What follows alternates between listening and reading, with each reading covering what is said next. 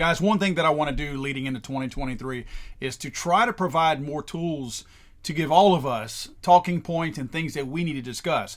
If you'll think about it, the left has no shortage of talking points and things that they use collectively to attack gun rights in America. I plan to put together a series of videos called Fuel for the Fight. What I intend to do in these videos is provide you the argument that you can take, whether it be social media, around the water cooler, at work, or whichever, but a place where you can take these tools, if you will, that you can take to that fight. The first idea I had on this was actually this morning. I was rolling through Bearing Arms and looking at some of their stuff, and they were talking about Connecticut Governor Ned Lamont.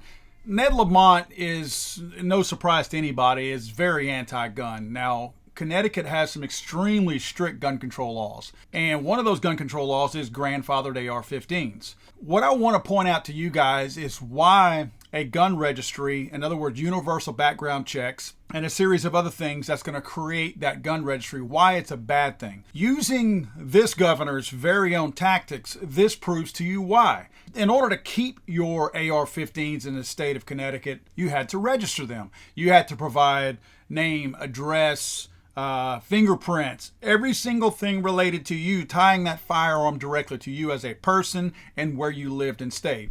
Kind of crazy that they need to know all that information just for the sake of you owning a firearm, but that's how it is. Now, with this governor deciding that he wants to ban all of those grandfathered items, guess what? They know where every single one of them is. So anytime somebody gives you that old argument that nobody wants to take your guns, or why do you have a problem with universal background checks, or why do you have a problem with a gun registration? They're going to tell you, these people will, that if you have nothing to hide, then why are you trying to hide that you have a firearm? This is something that's very real right now because the ATF is trying to do that very thing. Right now we've got our stabilizing brace issue. The ATF approved stabilizing braces with their own letters on their own letterhead. They approved these items to be purchased, sold, possessed, all within the United States. Now, we shouldn't have needed that approval, but we got it on their own letterhead. Everything was fine for a decade. Then the ATF decided, just because, that they no longer were okay with the things that they approved on their own letterhead. Now, there was no spike in crime. Just because things that are new are now turning up in crimes doesn't mean that there's a spike in crime with those items. In other words, if all of a sudden pink guns were the trendy thing, pink guns would eventually show up in crime.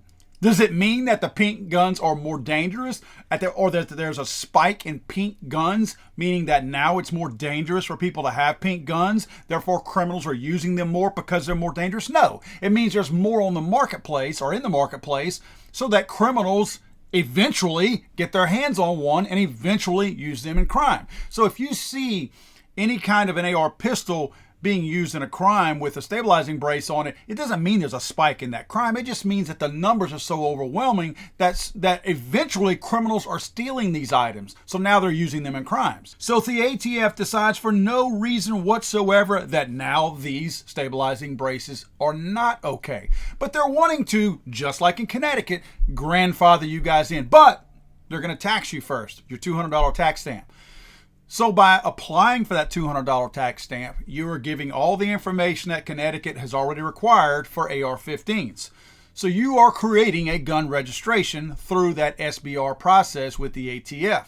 So now when you get an ATF later on, because let's remember, they've already changed their mind. First they were okay with braces, now they're not okay with braces. Now the ATF can go back at some point in the future and say, you know what, now we're not even okay with the ones that we allowed you to have. But the good news is, America, we know where they are, so we're not going to trouble you with you having to turn them in. We'll just come get them from you because we know exactly where they are and we know exactly who has them.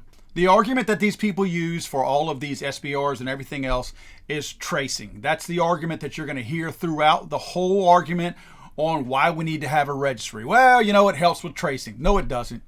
Tracing firearms has never, ever prevented a crime. That's right, I said that. Tracing firearms has never prevented a crime. Tracing firearms is done after crimes have been committed. Afterwards. In other words, you don't send a tow truck out to a location before a car has crashed, right?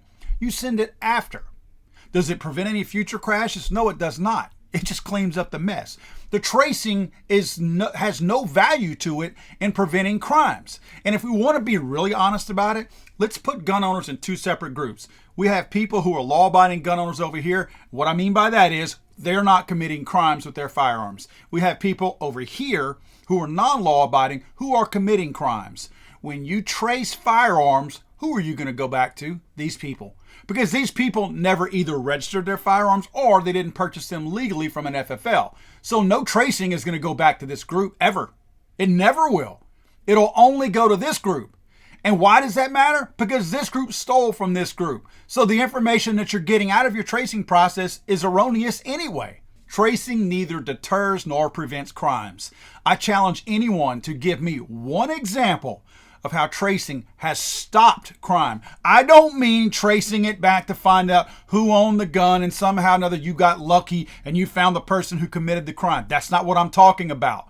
I'm talking about preventing that crime, because that's the argument that you guys always use on the anti-gun side as to why you need tracing and as to why you need registration. I'm sorry, I thought this was America.